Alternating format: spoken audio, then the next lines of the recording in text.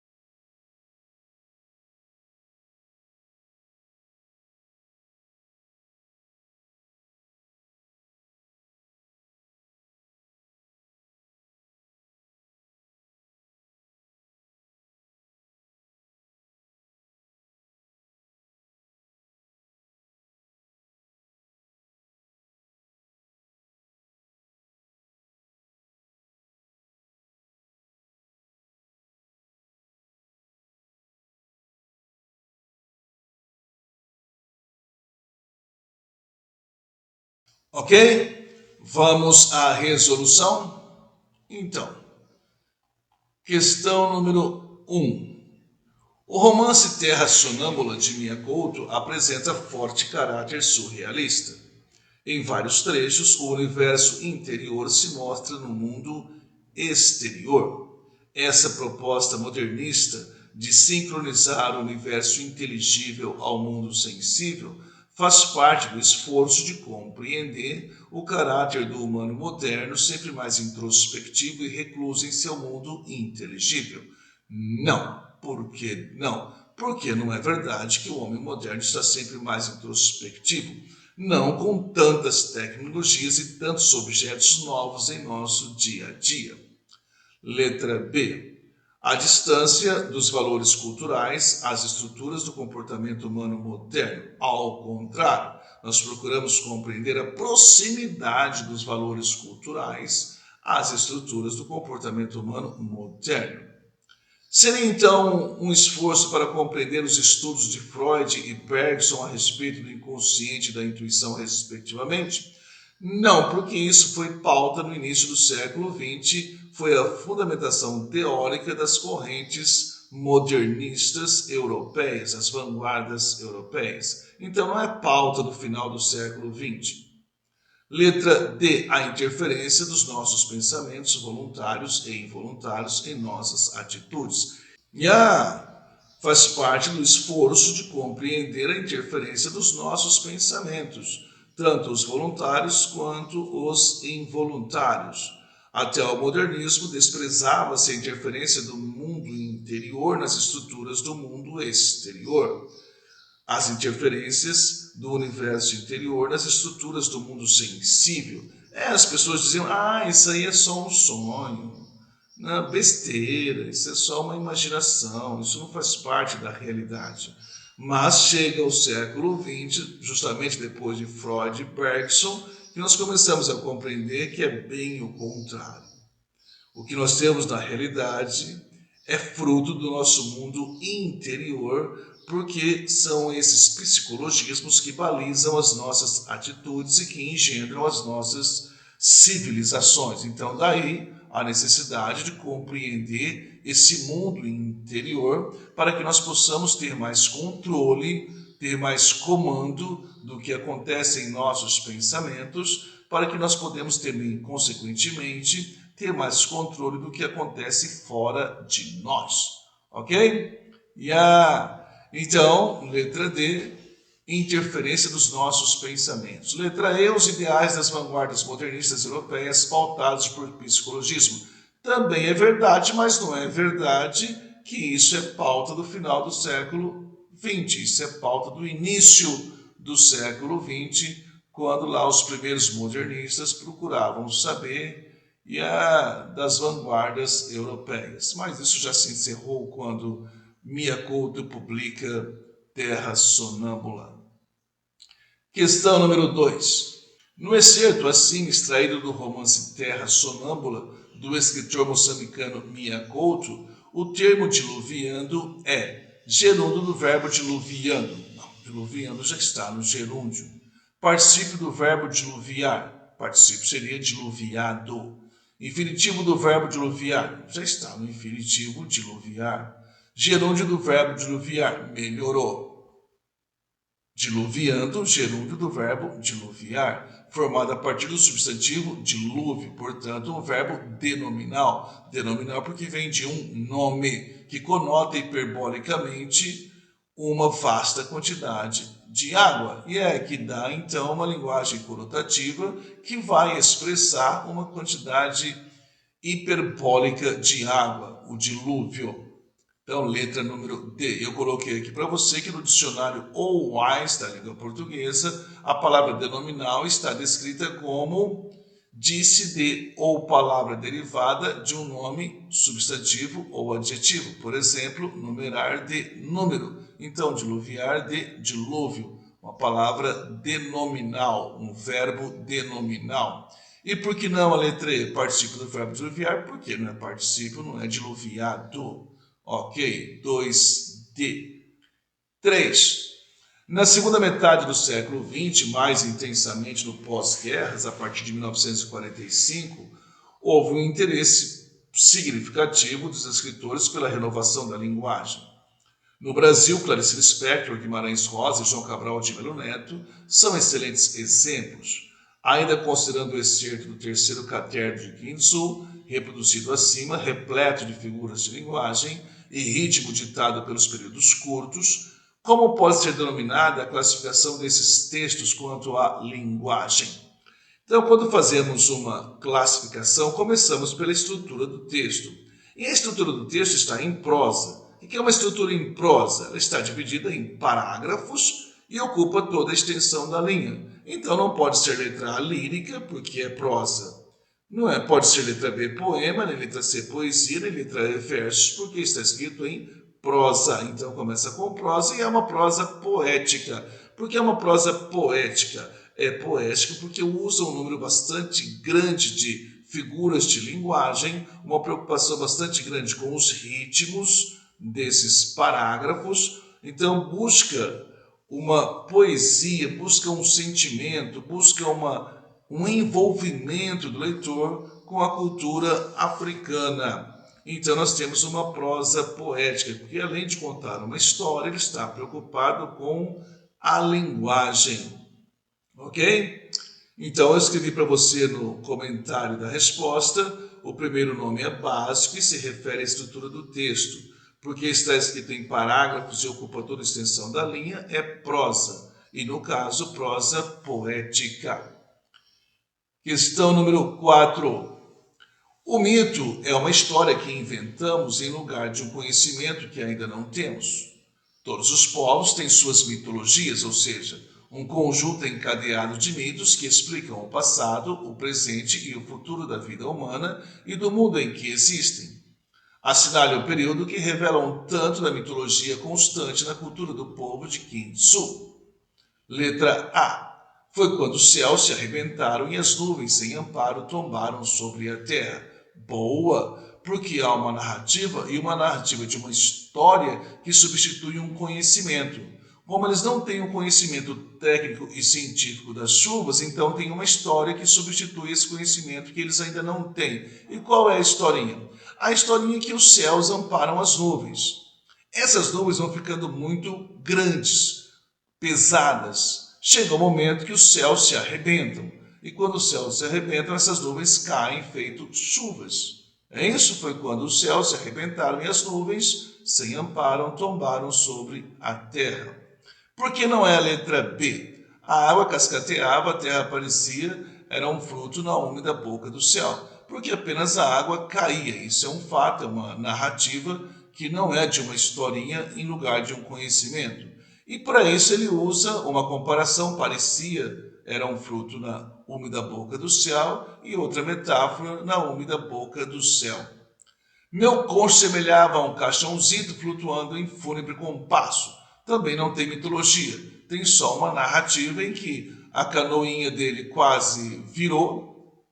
Ela parecia um caixãozito, bastante pequeno e flutuando, em fúnebre compasso, quer dizer que era bastante lento, porque parecia uma marcha fúnebre. Letra D. A canoa se revoltinhou com o choque quando o anão caiu dentro da canoa e eu quase me desembarquei, eu quase fui atirado fora da canoa. Porque tem aí uma metáfora e também tem uma criação de uma palavra bastante comparativa, analógica, eu quase me desembarquei, então dá uma linguagem bastante conotativa, mas não é uma historinha contada em lugar de um conhecimento técnico. Sobre a minha canoa se acenderam os relâmpagos, também uma metáfora. Vieram as chuvas, diluviando toda a paisagem. Outra metáfora, agora uma hipérbole, diluviando toda a paisagem. Então, 4A, na mitologia constante da cultura do povo de Kintsu, os céus amparam as nuvens e quando os céus se arrebentam, caem as chuvas. Isso é o que eles explicam, as chuvas. Para a questão número 5, há um diálogo bastante interessante entre o Surendra e o Kintsu. O Surendra disse, então não gosto de pretos, Kintsu. Como? Então gosta de quem? Dos brancos? Também não. Já sei, gosta de indianos, gosta da sua raça. Não, eu gosto de homens que não têm raça. É por isso que eu gosto de si, Kintsu. Então vamos ver o que ele quer saber nesse diálogo bastante interessante. Em Moçambique, em plena guerra civil, as questões étnicas emergiam sempre muito graves. Pairavam normalmente no limiar entre o estar vivo ou morto. Vê-se no excerto acima que, para o personagem Surendra, os relacionamentos interraciais mostram-se demasiadamente complexos.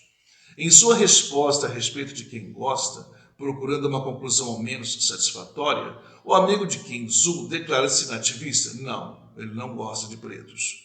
Recua a um estado anterior ao problema. Sim, ele recua a um estado anterior quando não havia raças. Olha a explicação que eu deixei para você no comentário da resposta. Sem conseguir uma resposta lógica e satisfatória, Surendra recua para um estado imaginário em que não havia raças. Na alternativa C, ele opta pelo óbvio. Não, o óbvio era gostar de um ou de outro. Letra D, revela-se racista. Não, se ele imagina um período anterior às raças, também um período anterior ao racismo. Posiciona-se em favor do colonizador, também não, porque ele também diz que não gosta de brancos. E o colonizador é português. Vamos à questão 6? Então vamos. Aponte a alternativa incorreta a respeito do excerto acima de Terra Sonâmbula de Mia Couto. Durante a gravidez e até o nascimento de Gaspar, Farida não se viu nem se sentiu mãe. Se procuramos a incorreta, já está na letra A. Por quê? Porque durante a gravidez e até o nascimento de Gaspar, Farida se viu, mas não se sentiu mãe. E a alternativa A está dizendo que ela não se viu e também não se sentiu. Não, ela se viu. Ela se viu com a barriga crescendo, ela se viu com o filho nascendo, ela viu o filho nascer, levou o filho até a missão, até a igreja. Então ela se viu, mas não se sentiu mãe em nenhum momento. Você se lembra que o filho da Farida, o Gaspar, é filho de um estupro do português Romão Pinto.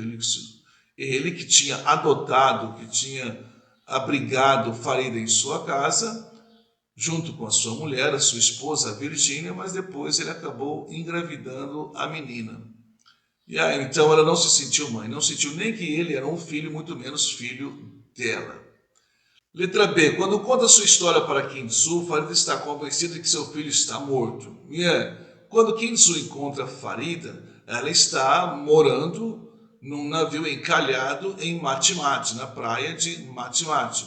E lá ela diz para o Kintsu a sua história. E nessa sua história ela diz que o filho dela está morto, certamente está morto. Ela está convencida disso. Ou, na melhor das hipóteses, tornou-se um matador de gente. Letra C. Farida sofria com as lembranças e também com os esquecimentos do filho. Ela sofria tanto com as lembranças quanto com os esquecimentos do filho. Está no excerto acima. Letra D, quando falava o nome do filho, Farida tinha a impressão de que o corpo do menino lhe vinha à boca. Então era tão dolorido, o sofrimento era tão grande com as lembranças do garoto, que ela evitava falar o nome dele. Porque quando ela falava, ela tinha a impressão de que o corpo do garoto lhe vinha à boca. Letra E. O trecho "eu sou a povoa dele" pode ser lido "eu sou a extensão dele", porque ela diz que ela o sente como se ele fosse o caroço e ela fosse a fruta onde está este caroço. E esse caroço vai crescendo e ela vai amadurecendo como extensão desse garoto. E um dia ela vai ficar completamente madura e vai apodrecer e vai ser comida pelos vermes.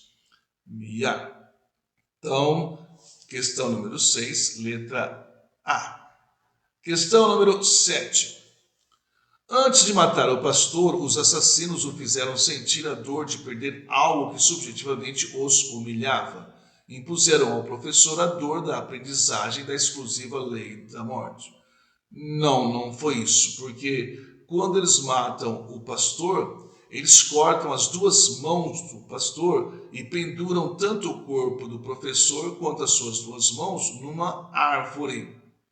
Então, o grande problema eram aquelas duas mãos. Letra B.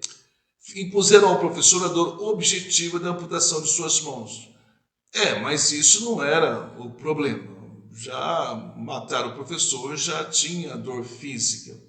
E aí não é isso que os humilhava. Letra C. Impuseram ao professor a dor de assistir à destruição de sua escola. Mas também não é isso que os humilhava. Mas eles impuseram ao professor a dor redimensionada pela impossibilidade de escrever. Essa era a ideia. Porque eles não cortaram as mãos do professor porque assim a escola, etc. Porque assim ele sentiria mais dor. Não. É porque as mãos que era a grande ferramenta do professor. Com elas que ele escrevia a lousa, com elas que ele escrevia na terra, no chão. E era assim que ele ensinava aquelas crianças. Ele tinha sido proibido de ensinar. Ele era pastor e professor ali na região de Mate-Mate. E como ele desobedeceu a esses guerrilheiros e ele continuou ensinando, então cortaram-lhe as duas mãos antes de matá-lo. Para saber, você nunca mais vai escrever, você nunca mais vai ensinar. Ok? Então também não impuseram ao professor a dor de morrer amarrado na grande árvore onde lecionava. Não, aí já estava morto também, não é essa a ideia. E não é por isso que eles iam cortar as duas mãos do professor. O grande problema de quem não tem o conhecimento é o conhecimento. Eles arrancaram as mãos do professor e do pastor para que ele nunca mais pudesse ensinar. E depois o mataram para ter certeza absoluta disto. Questão número 8. Releia o excerto acima do primeiro caderno de Kintsu e escreva uma paráfrase para o período "cheguei na ordem dos respeitos, encontrei foi luto". Essa não é uma questão daquelas que se diriam fáceis. Mas eu vou explicar para você a resposta número 8. Cheguei pesaroso, consternado, respeitando a dor pela perda da escola, mas o caso era pior. O professor havia sido assassinado. Então existe uma adversativa ali, mas que não está explícita. Cheguei na ordem dos respeitos, encontrei foi luto. Quer dizer, eu cheguei na ordem dos respeitos porque ele estava respeitando a dor do professor de perder sua escola. Mas era pior que isso, ele não só perdeu a escola, ele perdeu a vida.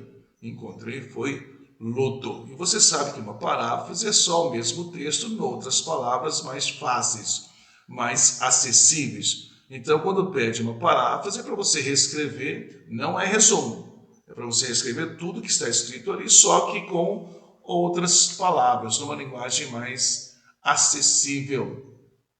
Questão número 9. As culturas populares, com suas crenças, mitos, lendas, provérbios, superstições, etc., são fortemente valorizadas na literatura do século XX. Essa valorização pode ser notada no trecho "nascer assim porque durante o ventre dela fora atravessado por um relâmpago". Era essa a crença que explicava os albinos. Alternam-se, porém, as formas como essas culturas são tematizadas.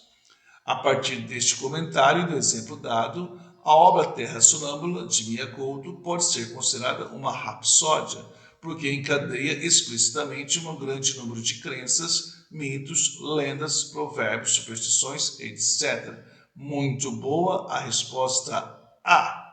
E está aqui a explicação.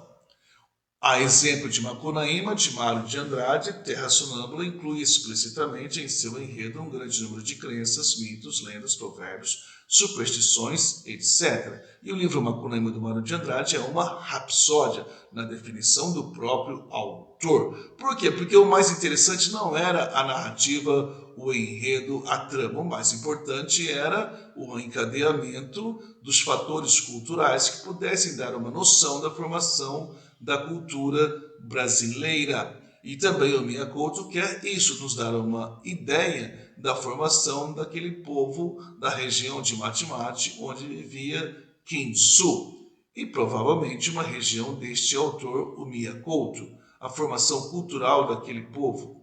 Então nós temos uma rapsódia. Por que não é a letra B? Um exemplo do realismo fantástico do século XX, porque insere um grande número de crenças, mitos, lendas, provérbios, superstições, etc., como se fizessem parte do mundo visível da realidade. A definição de realismo fantástico está boa, mas não é o caso por quê? Porque não foi assim que foi abordado o tema, não foram assim que foram abordados esses fatores culturais. Vou dar uma diferenciação. No realismo fantástico ou no realismo mágico, o Jorge Luiz Borges, Gabriel Garcia Marques, J.J. Veiga, eles escrevem uma narrativa e dentro da narrativa eles incluem os fatores culturais, os fatores do mundo interior, os psicologismos, sem explicação. Não aparecem como lendas, não aparecem como mitos, não. É como se eles realmente fizessem parte da realidade. Não é o caso. Por quê? Porque tanto em Macunaíma quanto em Terra Sonâmbula, nós sabemos claramente que isso pertence ao mundo interior, pertence à cultura popular e não está visível na realidade. Fundamenta a realidade, mas não está entrincheirado na realidade. Então não é um romance fantástico, não é um realismo fantástico, nem um realismo mágico. Não é. Um romance absurdo de ficção porque lida com impossibilidades culturais. Não. Impossibilidades culturais, ao contrário, lida com grandes possibilidades culturais.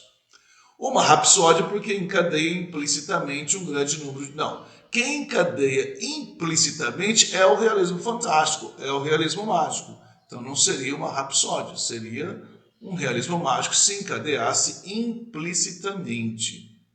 E letra E é um exemplo de realismo mágico do século XX, porque exclui, não. O realismo mágico inclui crenças, mitos, lendas, provérbios, né? Considerando que não participa, não é isso. Então, o realismo mágico é a mesma coisa que realismo fantástico, e eles não colocam as lendas, os mitos, como se fossem lendas ou mitos. Eles já incluem na realidade. Se não está muito claro, eu vou dar um exemplo. Ele diz assim: o menino saiu correndo e enquanto ele corria, ele se aproximava do céu e pisava sobre as nuvens e logo em seguida ele chegou à sua casa muito molhado e quase queimado com os raios que passavam próximos a ele. E ele continua a história do menino sem contar que isso é mito, ou que isso é uma lenda, ou que isso é uma superstição. Simplesmente participa da realidade do menino. Então, quando você não nomeia, quando você não identifica essa cultura popular, mas você insere assim, significativamente, você insere como se fizesse uma parte notória da realidade. E isso é realismo fantástico, isso é realismo mágico. Não é o caso do Terra Sonâmbula, porque são fatores culturais que são aventados nos sonhos do Taímo, isso nos sonhos do Kintsu, nos encontros com o pai dele, com o espírito do pai dele e etc. Ok? Já vamos para a questão número 10. No excerto acima do quarto caderno de Kintsu, Euzinha, tia de Farida, aconselha a sobrinha a dizer que seu filho é albino e não mulato, porque assim sofreria menos. Quem é o filho de Farida e por que nasceria mulato? Resposta 10. O filho de Farida é Gaspar e nasceria mulato porque seu pai é o português Romão que estuprou Farida. Gaspar é o nome original de Muidinga. Então vamos aos fatos. O livro começa com esse Muidinga caminhando com o velho Tauir. O velho Tauir, ele encontrou Muidinga, um menino adolescente, abandonado num campo de refugiados e próximo da morte. Esse menino não tinha memória, não se lembrava de seus pais, não se lembrava de onde morava, não se lembrava de nada. E o velho, então, com pena do garoto, levou estrada afora procurando algum sossego na vida. Estávamos no fim da guerra de Moçambique. E na guerra civil, estávamos no fim, eles saíram. E eles encontram um automóvel, um ônibus queimado, abandonado, com corpos carbonizados e etc.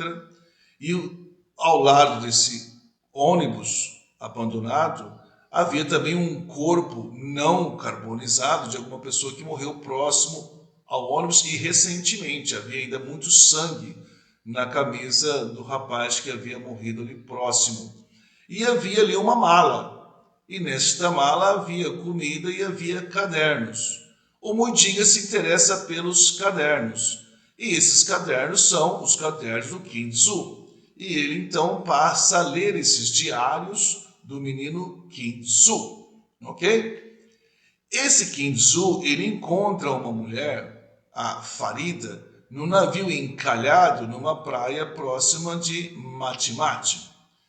Esse Kinzu, ele encontra esse navio abandonado porque ele está fugindo da sua aldeia. Lá nessa aldeia ele deixou o pai morto, a mãe, um irmão que também desapareceu, e ele então foge porque ele quer se tornar um Naparama. Naparama é um guerrilheiro que tem o corpo fechado por feiticeiros. E ele quer ser o Naparama logo depois da morte do seu professor, o pastor Afonso, que é pendurado em uma árvore, suas mãos cortadas são penduradas junto ao corpo, porque ele insistiu em lecionar, insistiu em ensinar as crianças a ler e escrever. E também porque ele tinha um outro amigo chamado Surendra, um indiano, e a loja desse indiano foi queimada também por guerrilheiros. E então ele quer ser agora um Naparama. E ele sai então de sua região, chega em Mati-Mati e encontra esse navio encalhado, e nesse navio encalhado encontra Farida. Farida conta a história dela para o Kinzu e conta que tem esse filho chamado Gaspar. E como Kinzu se apaixonou por Farida, ele quer então encontrar Gaspar porque é um pedido dela. E ele entende que se ele satisfazer o pedido dela, ele terá o afeto de Farida. E ele fica sabendo então que esse Gaspar é filho de um português Romão, o Antônio Romão Pinto, que tinha uma esposa chamada Virgínia. E esse Romão e a Virgínia haviam adotado Farida, que era sempre uma fugitiva, porque era uma filha gêmea. E segundo aquele povo, não podia ter gêmeos, era sinal de maldição. A irmã dela tinha sido dada como morta e ela tinha que fugir porque as pessoas ficaram sabendo que a filha não estava morta. A mãe, com pena, doou a outra criança a um viajante, mas ficaram sabendo disso. Então a mãe pagou muito caro, pagou com a vida por isso, e a filha Farida tinha que desaparecer. E depois que a irmã soube dela, queria a morte dela, porque ela, a irmã, foi dada à morte e não Farida. Ela queria então que ela ficasse viva e Farida morresse. Então Farida para sempre uma fugitiva. Ela então pede ao Kinzu que encontre Gaspar. Esse Gaspar é aquele menino sem memória que o Tauir encontrou no campo de refugiados. É esse menino que está lendo os cadernos do Kinzu. Yeah? No final do livro, no último capítulo, no último caderno de Kinzu, é que isso é revelado. Quando Kintsu avista Gaspar, fala o nome do menino. O menino não tinha memória, mas quando ouviu o nome Gaspar, levou o tamanho susto que os cadernos foram espalhados pelo ar, pelo chão da terra africana.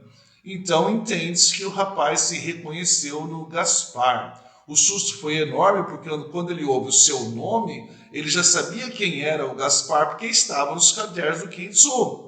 Então houve uma identificação muito grande e imediata, daí o grande susto do garoto Muidinga se reconhecendo como o Gaspar. Mas não houve momento para essa conversação entre os dois, entre o Kintsu e o Gaspar ou Muidinga. Por quê? Porque o Kintsu, ele toma um tiro na cabeça atrás e morre ali ao lado do ônibus queimado. É esse cadáver com a mala, com os cadernos, com comida, que foi encontrado pelo velho Tauir e pelo Muidinga. Está clara a história? Então, quem ele procurava, o Gaspar, o filho da Farida e do Romão, é o Muidinga que está lendo os seus cadernos. Ok? Foi muito bom conversar com vocês. Até uma próxima lista de exercícios. Oba!